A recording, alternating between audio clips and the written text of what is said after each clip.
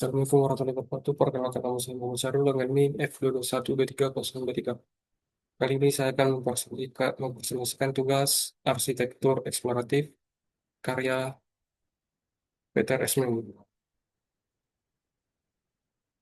Baik, Peter Esmond sendiri adalah arsitektur teoritis dan pendidik terkemuka yang menggelar PhD dari University of Cambridge. Melalui disertasinya The Formal Basis of Modern Architecture, ia merevolusi dunia arsitektur dengan memperkenalkan konsep otonomi bentuk di mana arsitektur dipandang sebagai sistem bahasa formal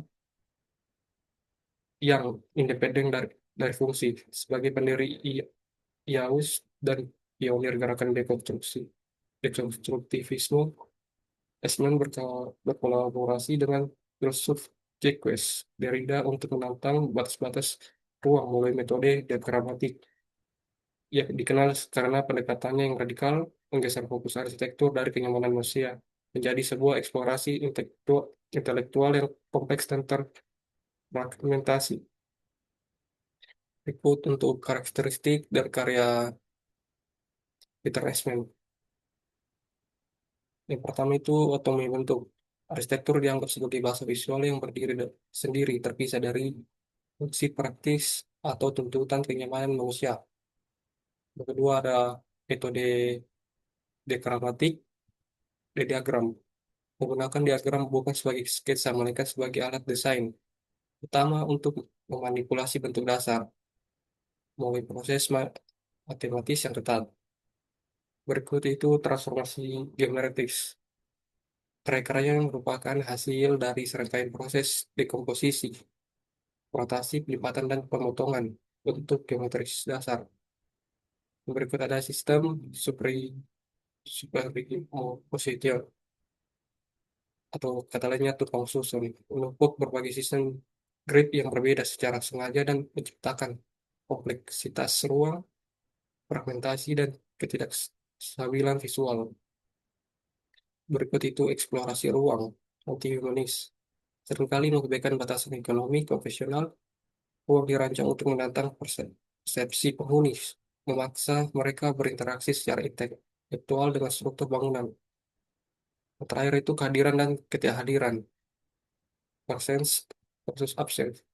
Banyak elemen bangunan seperti kolom atau dinding yang sengaja dibuat tampak terputus atau hilang untuk menonjolkan logika struktur di balik bentuk tersebut. Baik, yang berikut metode diagramatik Peter Eastman. Diagram sebagai alat produksi. Berbeda dengan arsitek konvensional yang menggunakan diagram untuk menjelaskan ide setelah gedung selesai, Eastman menggunakan diagram sebagai langkah awal untuk menentukan bentuk, untuk menentukan bentuk. Diagram adalah mesin memproses ide menjadi geometri. Yang kedua, manipulasi bentuk dasar atau dekomposisi.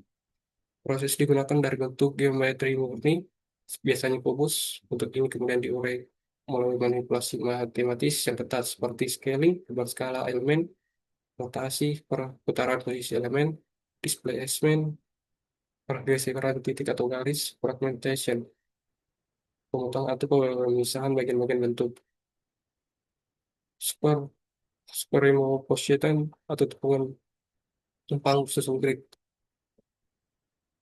Eastman sering menumpuk dua atau lebih sistem yang berbeda. Hasil tumpukan ini menciptakan sisa in-between space yang tidak terencana secara sadar oleh manusia, mungkin hadir dari logika persilangan penduduk tersebut. Yang keempat adalah proses transformasi atau tracing. Hasil akhir sebuah bangunan adalah jejak dari proses transformasi tersebut. Dalam pandangan Eastman, sebuah bangunan adalah cacatan fisik dari proses berpikirnya. Jika Anda melihat bangunan Eastman, Anda sebenarnya melihat rekam jejak dari manipulasi diagram yang ia lakukan sebelumnya. Terakhir ada arsitektur sebagai teks. Karena menggunakan diagram sebagai alat, bangunan elemen tidak menuntut untuk dipahami fungsinya secara tepat, melainkan untuk dibaca proses desainnya. Ia ingin arsitektur terlepas dari ketergantungan pada kebutuhan pengguna dan beralih ke otonomi bahasa formal.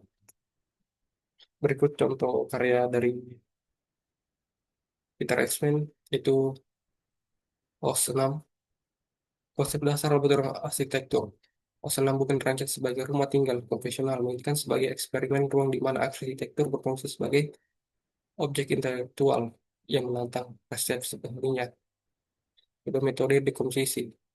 Desain dimulai dari bentuk dasar kubus yang diurai melalui serangkaian transformasi geometris. Semen membagi volume kubus, menggeserkan secara sengaja dan menciptakan kompleksitas bentuk. Yang terakhir ada sistem grade yang bertabrakan yang menggunakan dua sistem grade yang berbeda dengan tumpang tindih.